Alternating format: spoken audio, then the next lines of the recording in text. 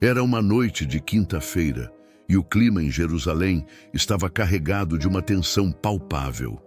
As ruas estavam lotadas de peregrinos que haviam chegado para celebrar a Páscoa judaica, uma das festas mais importantes do calendário religioso. A cidade, já agitada, parecia antecipar os acontecimentos que estavam prestes a se desenrolar. Em meio à multidão, os soldados romanos e os guardas do templo, sob a liderança de Judas Iscariotes, chegaram ao jardim do Getsêmani, onde Jesus estava orando com seus discípulos. Ali, no silêncio da noite, Jesus foi traído por um beijo de Judas, que usou esse gesto para identificar quem era o alvo da prisão. Esse ato de traição seria o estopim para os acontecimentos que se seguiram. Jesus foi imediatamente levado ao sumo sacerdote Caifás, onde uma reunião extraordinária do Sinédrio foi convocada. No grande salão, iluminado apenas pelas chamas das tochas que tremeluziam nas paredes, os líderes religiosos acusaram Jesus de blasfêmia, alegando que ele se proclamava o Filho de Deus. Foram trazidas testemunhas falsas, mas suas palavras não se sustentaram diante da serenidade e da verdade que emanavam de Jesus. Após insistirem, os líderes religiosos conseguiram arrancar de Jesus uma confirmação direta. Ele declarou, sem hesitar, que era o Cristo, o Filho do Deus vivo. Essa afirmação foi o suficiente para os membros do Sinédrio, que consideraram um ato de blasfêmia, condenando-o imediatamente à morte. Esses foram os momentos que antecederam a morte de Jesus. Agora, você conhecerá todos os detalhes, como jamais vistos antes, desde o julgamento e a tortura até a morte de Jesus, culminando em sua gloriosa ressurreição. Por isso, já peço seu like, inscreva-se no canal e vamos continuar com o vídeo. Ao raiar da manhã, Jesus foi levado até o governador romano, Pôncio Pilatos, que estava hospedado na fortaleza Antônia. Como os líderes religiosos não podiam aplicar a pena de morte, buscavam a aprovação de Pilatos para executar Jesus. Pilatos, um homem cínico e pragmático, recebeu Jesus em seu tribunal. Ouviu atentamente as acusações dos líderes religiosos, mas logo percebeu que Jesus não representava uma ameaça política ao Império Romano. No entanto, temendo um possível tumulto entre a multidão que estava na cidade para as festividades da Páscoa, Pilatos procurou uma solução que o isentasse de responsabilidade. Ao descobrir que Jesus era da Galileia, Pilatos decidiu enviá-lo a Herodes Antipas, que estava na cidade para as celebrações. Herodes, por sua vez, após interrogar Jesus e não encontrar motivo para acusá-lo, zombou dele e o mandou de volta a Pilatos. Enquanto isso, a multidão, incitada pelos líderes religiosos, gritava insistentemente por sua crucificação. Pilatos, aparentemente ciente da inocência de Jesus, ofereceu uma oportunidade de libertação, sugerindo que, em respeito à tradição da Páscoa, um prisioneiro fosse libertado. Nos evangelhos de Mateus, Marcos e Lucas, é relatado que, durante a festa da Páscoa, era costume libertar um prisioneiro. Dessa forma, Pilatos ofereceu à multidão a escolha de libertar Jesus ou Barrabás, um criminoso notório que estava preso. A escolha oferecida por Pilatos, no entanto, levou a um desfecho inesperado. A multidão, manipulada pelos líderes religiosos, clamou pela libertação de Barrabás em vez de Jesus. Essa decisão é profundamente simbólica na teologia cristã. Jesus, o portador da mensagem de amor, perdão e redenção, foi rejeitado em favor de Barrabás, um criminoso comum. A escolha da multidão por Barrabás, ao invés de Jesus, revela a ironia e a tragédia da situação, ao mesmo tempo em que destaca as intensas tensões políticas e religiosas da época. A história desse episódio, a escolha entre Jesus e Barrabás, representa um dos momentos mais impactantes da narrativa cristã. Ele enfatiza o conflito entre as expectativas messiânicas do povo e a missão redentora de Jesus, mostrando como as falhas humanas podem ser profundas. Ao mesmo tempo, essa passagem aponta para o sacrifício de Jesus que se daria em cumprimento a um propósito maior e divino. Antes de continuar, aproveite para deixar o seu like, se inscrever no canal e nos dizer nos comentários de onde vocês estão assistindo esse vídeo. Isso nos ajuda a trazer mais conteúdos como este e espalhar esse conhecimento.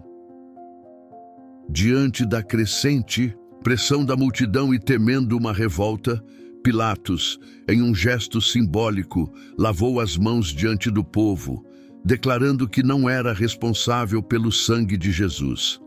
Em seguida, ele entregou Cristo para ser crucificado, sucumbindo à vontade da multidão e dos líderes religiosos.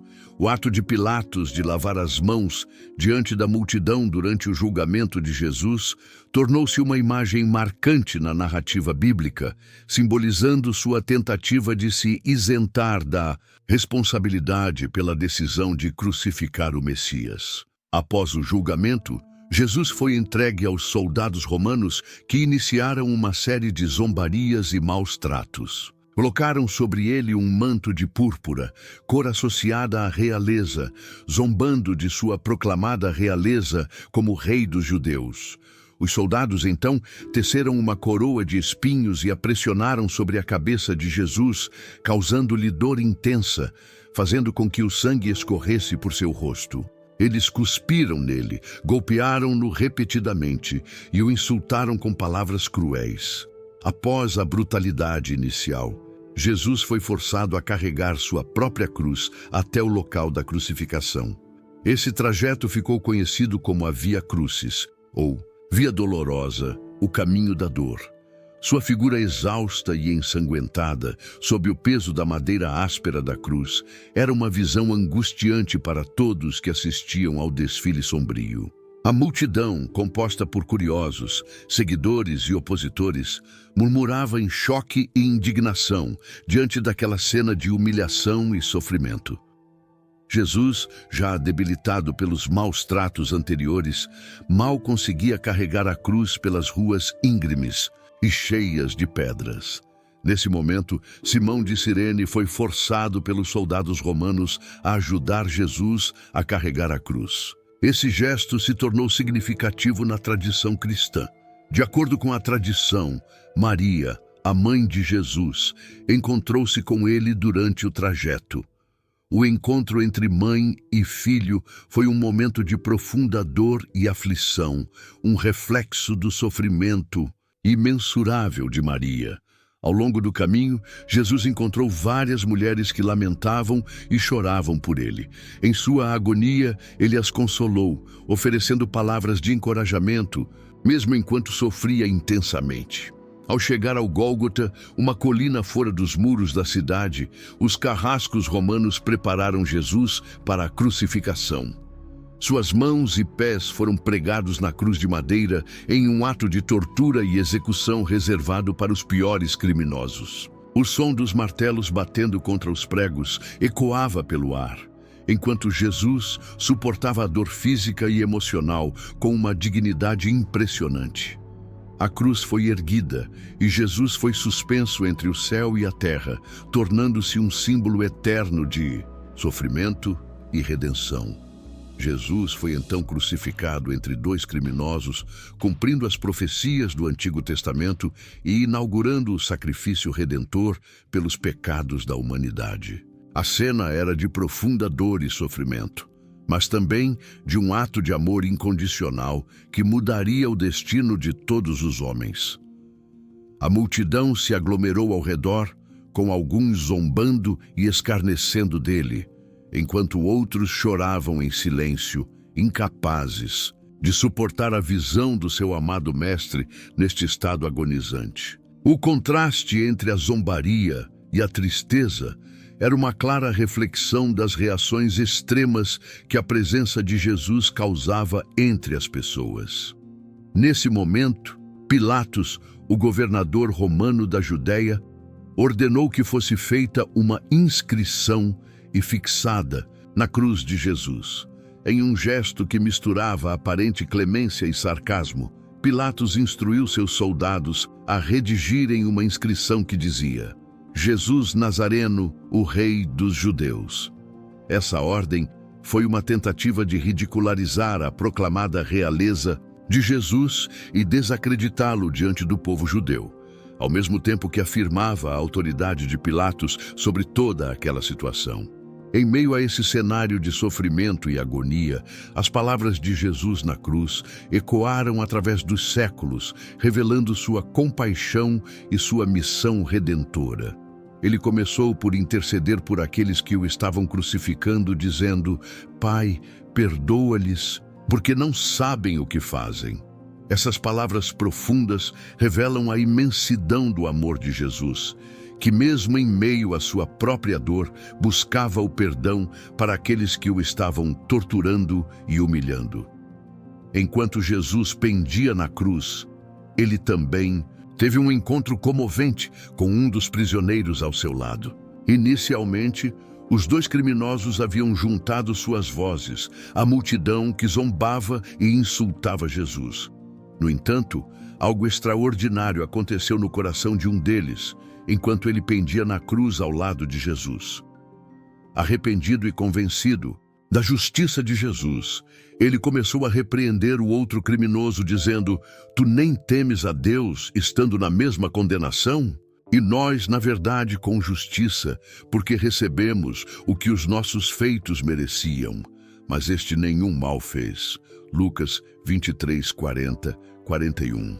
Em resposta a essa confissão de fé e reconhecimento da inocência de Jesus, o criminoso arrependido se dirigiu a Jesus com humildade e fé, dizendo: Jesus, lembra-te de mim quando entrares no teu reino.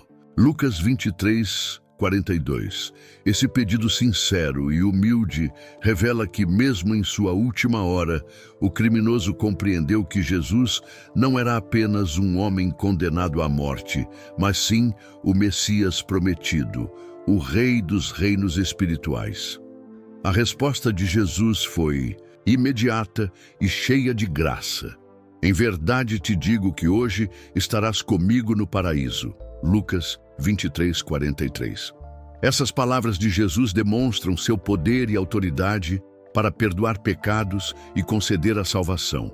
Mesmo nos momentos finais de sua vida, o criminoso arrependido encontrou redenção e esperança por meio de sua fé em Jesus e recebeu a promessa de estar com ele no paraíso. Maria, a mãe de Jesus, estava presente no Calvário, assistindo de perto à terrível execução de seu filho, o Messias. O sofrimento de Maria ao ver seu filho sendo crucificado era indescritível, mas ela permaneceu firme e forte em sua fé. Enquanto Jesus pendia na cruz, sofrendo intensas dores e agonia física, Maria permaneceu ao pé da cruz, juntamente com João, o discípulo amado. A presença de Maria nesse momento é um testemunho de sua coragem, amor e devoção inabaláveis, mesmo diante da angústia profunda e do sofrimento de seu filho. Sua firmeza e amor por Jesus, mesmo na dor, falam da força de uma mãe que testemunha o cumprimento de um propósito divino. Em meio à sua própria agonia, Jesus olhou para sua mãe e para o discípulo a quem ele amava e disse a Maria: Mulher, eis aí o teu filho. E então se dirigiu a João dizendo: Eis aí a tua mãe. João 19, 26, 27. Com essas palavras, Jesus confiou sua mãe aos cuidados de João, garantindo-lhe proteção e apoio após sua partida iminente. Esse diálogo não apenas revela a preocupação filial de Jesus por sua mãe, mas também cumpre as Escrituras e estabelece uma nova comunidade de fé. A presença de Maria ao pé da cruz simboliza sua participação no sofrimento redentor de Jesus, Ela compartilha a dor de seu filho, mas ao mesmo tempo é testemunha da vitória final sobre o pecado e a morte através da ressurreição de Jesus. No auge da crucificação, uma escuridão desceu sobre a terra, uma escuridão que persistiu desde o meio-dia até as 3 da tarde. Era uma intervenção divina, um sinal cósmico de que Deus acompanhava o momento mais crucial da crucificação. Essa escuridão profunda e sombria não era apenas uma condição natural, mas uma mensagem espiritual. Teólogos interpretam a escuridão como um momento simbólico em que Deus, ao escurecer a terra, demonstrava seu luto pela morte de seu filho. Essa escuridão indicava a retirada temporária da luz divina devido à enorme importância do sacrifício que estava sendo realizado. O céu escureceu como um reflexo da gravidade do momento e do peso do pecado do mundo. Esse evento encontra respaldo nas profecias do Antigo Testamento, como em Amós 8:9, que declara: "E acontecerá que naquele dia, diz o Senhor Deus, farei que o sol se ponha ao meio-dia e a terra se entenebreça em pleno dia claro." Esta profecia apontava para um momento de julgamento divino, um tempo de escuridão sobre a terra, cumprido de forma literal na crucificação de Jesus. A escuridão simboliza o peso do pecado da humanidade e a separação entre Deus e o homem causada pelo pecado. É um lembrete poderoso do sacrifício de Jesus como o Cordeiro de Deus, que tira o pecado do mundo e do julgamento divino sobre o pecado que ele carregou em nosso lugar. Durante essas trevas, Jesus clamou em alta voz: Deus meu, por que me desamparaste?", expressando a profunda angústia de sua alma. Ele experimentava a separação espiritual do Pai, carregando o peso de todos os pecados da humanidade sobre seus ombros, um momento de dor e solidão indescritíveis. O momento culminante se aproximava. Quando tudo parecia prestes a terminar, Jesus finalmente proclamou: "Está consumado." João 19:30. Nesse instante, ele entregou seu espírito, e ao fazê-lo, a terra tremeu com um grande terremoto. As rochas se fenderam e os túmulos se abriram. Com isso, ele entregou seu espírito nas mãos do Pai e expirou, consumando a obra redentora que ele veio cumprir. Após a morte de Jesus, os soldados romanos responsáveis pela execução foram encarregados de garantir que os corpos dos crucificados fossem retirados antes do início do sábado, já que a lei judaica proibia deixar corpos pendurados na cruz durante o sábado. Um dos soldados, então, pegou uma lança e perfurou o lado de Jesus. Esse soldado é identificado no Evangelho de João como Longino, um soldado romano. Quando ele perfurou o lado de Jesus, imediatamente saiu sangue e água. João 19:34. Um detalhe frequentemente destacado como símbolo do sacrifício de Jesus e da purificação que ele traz aos crentes. O fato de Jesus já estar morto foi confirmado pela lança, pois normalmente os crucificados demoravam dias para morrer, principalmente por asfixia. De fato, o costume romano era quebrar as pernas dos crucificados para acelerar a morte. Mas, no caso de Jesus, isso não foi necessário, cumprindo uma profecia messiânica do Antigo Testamento que dizia que nenhum osso de Jesus seria quebrado. Após a morte de Jesus na cruz, uma atmosfera de pesar e desolação pairava sobre Jerusalém. Contudo, em meio à escuridão e ao desespero, 2 homens surgiram e desempenharam papéis cruciais no sepultamento de Jesus: José de Arimateia e Nicodemos.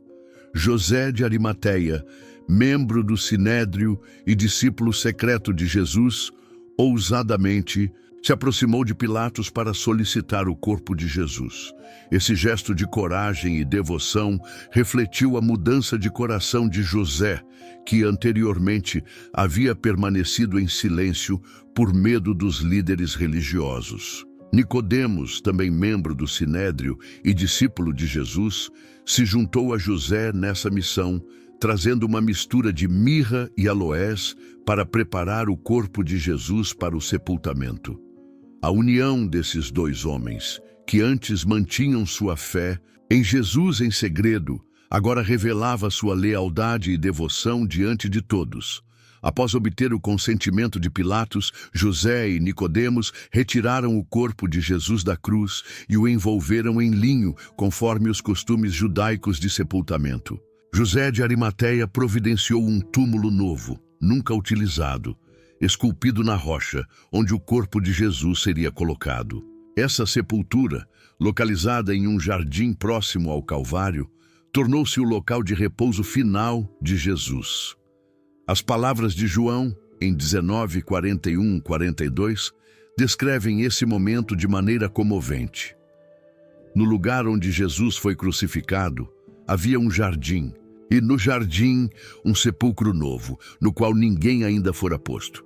Ali, pois, por causa da preparação dos judeus para a véspera do sábado e por estar perto, puseram a Jesus. Nicodemos trouxe cerca de 100 libras de uma mistura de mirra e aloés, usadas para envolver o corpo de Jesus, como descrito em João 19, 39 e 40. E também veio Nicodemos, aquele que anteriormente viera ter com Jesus de noite, trazendo uma mistura de mirra e aloés, cerca de 100 libras. Tomaram, pois, o corpo de Jesus e o envolveram em panos com os aromas, como é o costume de sepultar entre os judeus. Essa cena de sepultamento, com José de Arimateia e Nicodemos cuidando amorosamente do corpo de Jesus, é um testemunho profundo de sua devoção e respeito por seu mestre, mesmo após sua morte. As ações deles ressaltam a importância de tratar os falecidos com dignidade e respeito e demonstram um compromisso profundo com os ensinamentos e a pessoa de Jesus. Após o sepultamento de Jesus, conforme registrado nos evangelhos, o local foi cuidadosamente vigiado pelos líderes religiosos e pelas autoridades romanas. Mateus 27, 62 e 66 relata que no dia seguinte à crucificação de Jesus, os principais sacerdotes e os fariseus foram até Pilatos para pedir que o túmulo de Jesus fosse guardado, temendo que os discípulos pudessem roubar o corpo. O motivo para vigiar o sepulcro era o medo dos líderes religiosos de que o corpo de Jesus fosse roubado e uma história de ressurreição fosse inventada pelos discípulos. Eles estavam preocupados com a possibilidade de que isso gerasse agitação entre o povo e desafiaria a autoridade religiosa estabelecida. Assim, colocar guardas no túmulo e selar a pedra eram medidas tomadas para garantir que o corpo de Jesus permanecesse onde havia sido colocado e para evitar qualquer possibilidade de tumulto ou distúrbio público. Essa vigilância em torno do sepulcro de Jesus reflete a intensidade do conflito entre os seguidores de Jesus e as autoridades religiosas da época, bem como a importância simbólica e teológica da ressurreição de Jesus na narrativa cristã. Apesar de tudo o que acontecia, um silêncio solene envolveu Jerusalém enquanto o sábado se aproximava. Conforme estabelecido pela lei judaica, o sábado era um dia de descanso, observado com reverência e respeito. Para os discípulos e seguidores de Jesus, no entanto, esse sábado foi diferente de todos os outros. Eles descansaram, mas não em paz. Lamentavam a perda de seu mestre, cujo corpo frio agora descansava em um sepulcro. As mulheres que haviam seguido Jesus desde a Galileia foram testemunhas do sepultamento e do silêncio do sábado. Lucas 23, 56 relata: Elas voltaram para casa e prepararam perfumes e bálsamos. Mas, durante o sábado, descansaram, obedecendo ao mandamento. Enquanto isso, os discípulos se reuniram em segredo, imersos em luto e desespero. Eles se lembravam das palavras de Jesus sobre sua morte e ressurreição. Mas o significado profundo dessas palavras ainda era obscuro para eles. Mateus 26, 31-32 narra que Jesus lhes disse: Esta noite todos vocês vão se escandalizar por minha causa, pois está escrito: ferirei o pastor, e as ovelhas do rebanho serão dispersas. Mas depois que eu ressuscitar, irei adiante de vocês para a Galileia. Maria, a mãe de Jesus, também compartilhava o luto dos discípulos. Ela havia testemunhado a tortura e a morte de seu filho com uma dor indescritível. No entanto, mesmo em meio à tristeza e à incerteza, uma tênue faísca de esperança permanecia nos corações dos discípulos. Eles se lembraram das promessas de Jesus de que ele ressuscitaria dos mortos. Marcos 9:31 relata: Pois ele estava ensinando os seus discípulos, ele lhes dizia: O Filho do Homem será entregue nas mãos dos homens. Eles o matarão, e 3 dias depois ele ressuscitará. Assim, neste sábado santo, os discípulos guardavam vigília, orando e esperando pelo que estava por vir. Eles se agarravam à esperança de que o túmulo vazio traria a prometida ressurreição de Jesus, renovando sua fé e restaurando sua esperança. Esse sábado santo, embora silencioso e sombrio, marcou o limiar entre a morte e a vida, a desolação e a redenção. Era um tempo de espera paciente e expectativa, enquanto o mundo aguardava o amanhecer da nova era que estava prestes a nascer da escuridão da sepultura. No amanhecer do domingo, um silêncio ansioso envolveu Jerusalém. A cidade ainda se recuperava dos eventos dramáticos da crucificação de Jesus e do sepultamento de seu corpo. No entanto, algo extraordinário estava prestes a acontecer, algo que mudaria o curso da história para sempre. Enquanto o sol começava a surgir no horizonte, um pequeno grupo de mulheres fiéis, incluindo Maria Madalena, Maria, mãe de Tiago, e Salomé, partiu em direção ao sepulcro onde Jesus havia sido sepultado. Elas levavam especiarias e ungüentos, como era costume entre os judeus, para ungir o corpo de Jesus e realizar a preparação final segundo os rituais funerários da época. Ao chegarem ao sepulcro, as mulheres ficaram chocadas ao descobrir que a grande pedra que selava a entrada havia sido removida. Lucas 24, 2, 3 registra: E acharam a pedra revolvida do sepulcro. E entrando, não acharam o corpo do Senhor Jesus. A cena estava vazia, e o corpo de Jesus não estava mais lá. A ausência do corpo criou uma mistura de incredulidade e angústia nas mulheres. Maria Madalena, tomada pela angústia, correu imediatamente para contar a Pedro e João sobre o desaparecimento do corpo de Jesus. João 23, 4 narra: Saíram, pois, Pedro e o outro discípulo e foram ao sepulcro. E os dois corriam juntos, mas o outro discípulo correu mais apressadamente do que Pedro e chegou primeiro ao sepulcro. A ansiedade e a confusão estavam palpáveis, e a corrida até o sepulcro refletia a urgência do momento. Pedro e João chegaram ao sepulcro e confirmaram o relato de Maria Madalena. Eles entraram no túmulo e viram os lençóis de linho que haviam envolvido o corpo de Jesus. Mas o corpo não estava mais lá. A descoberta apenas aumentava o mistério e a apreensão de todos os envolvidos. Enquanto Pedro e João estavam dentro do sepulcro, Maria Madalena permaneceu do lado de fora, chorando em desespero. Ela se inclinou para olhar dentro do túmulo e viu 2 anjos vestidos de branco, sentados onde o corpo de Jesus tinha estado.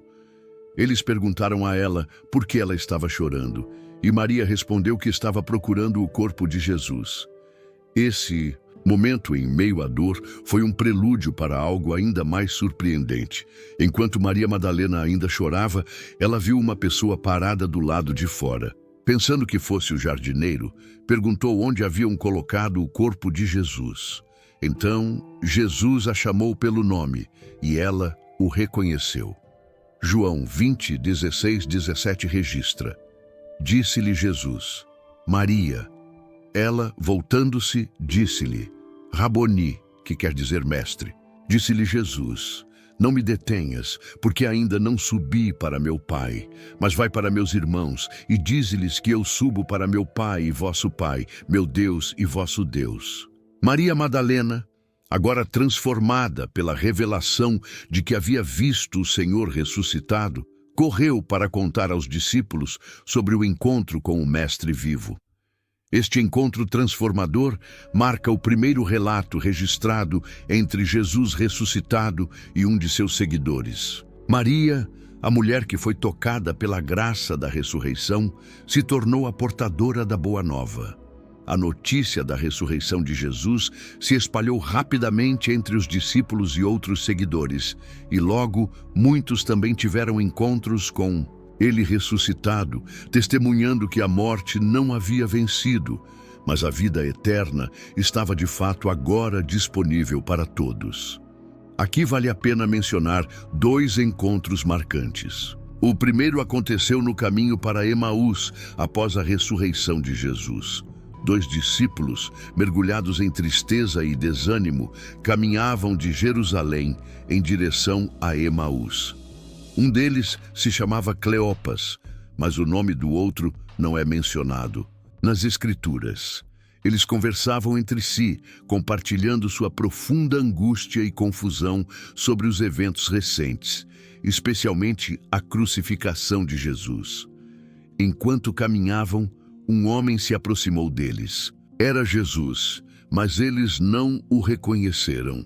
Jesus perguntou-lhes sobre o que estavam conversando, e os discípulos, surpresos com sua aparente ignorância sobre os acontecimentos recentes em Jerusalém, explicaram que estavam lamentando a morte de Jesus, a quem haviam esperado como o Messias que redimiria Israel.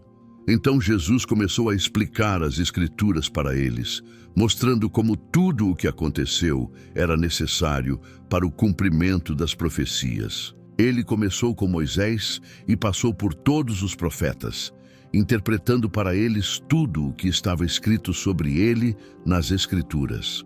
À medida que Jesus falava, os corações dos discípulos ardia dentro deles com uma mistura de emoções, esperança, perplexidade e um despertar de fé.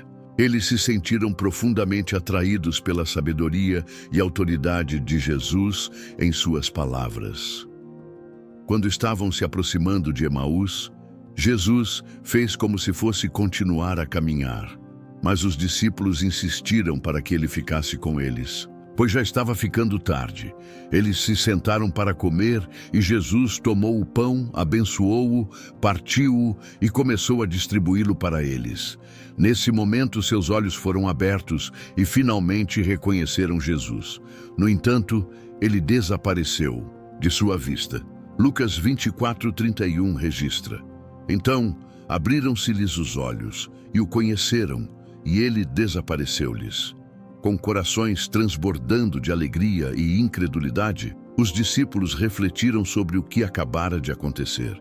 Eles perceberam que ele era, de fato, o Messias, o Salvador prometido. Cheios de emoção e urgência, os discípulos imediatamente retornaram a Jerusalém para contar aos outros discípulos sobre o encontro com Jesus ressuscitado.